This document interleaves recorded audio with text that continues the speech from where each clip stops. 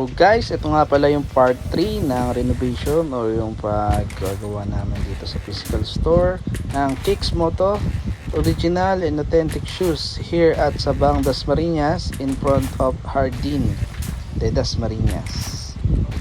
So pumunta kami ng bilihan ng kahoy kasi magdi-DIY lang kami ni Kuya para doon sa ginawa naming patungan ng mga sapatos. Siyempre, para makatipid tayo at tingin ko naman mas maganda siya at matibay kung kahoy ang gagamitin. So per kilo nga pala yung binili namin.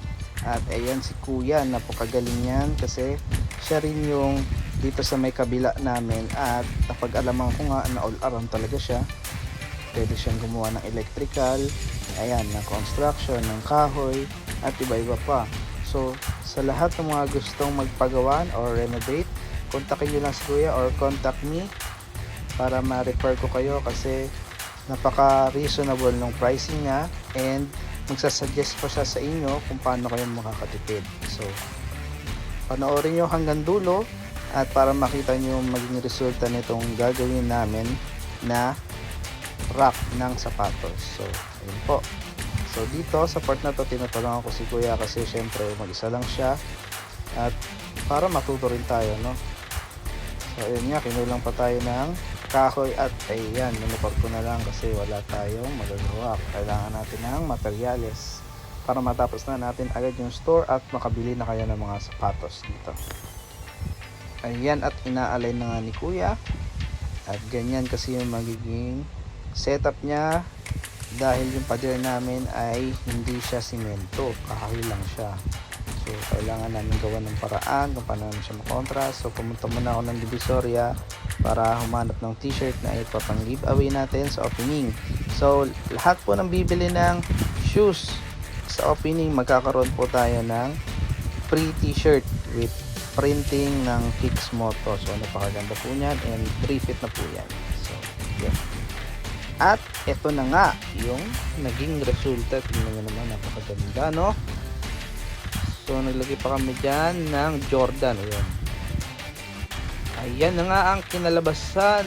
Napakaganda, no? At napakalinis tingnan. So tumulong na rin ako syempre para matapos na agad yung mga gawain. At makita nyo at mapapansin nyo, napakalinis na at ready to set up na. May bata lang dito na mga kulit, nagpapapansin. Ayan, no? Oh. Okay na daw. Okay, good. So dito ay nilinis-linis ko muna para i-prepare na namin yung mga sapatos at mag-ready na tayo sa opening. So possible opening po natin this week po, September 10 Saturday.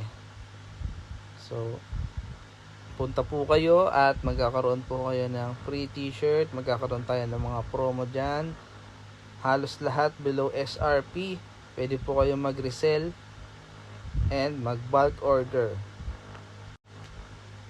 Dito sa lugar na to is may parking naman po kaya wala tayong magiging problema.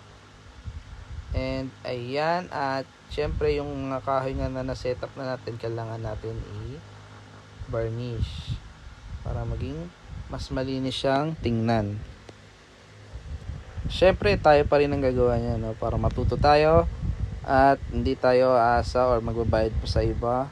Siyempre inaano natin yung expense natin. Sa lahat ng mga entrepreneur na nagsisimula pa lang naman, kailangan talaga i-budget nyo yung expense nyo, which is yan kasi yung magiging investment, no? So montage ng store, sample, pasok.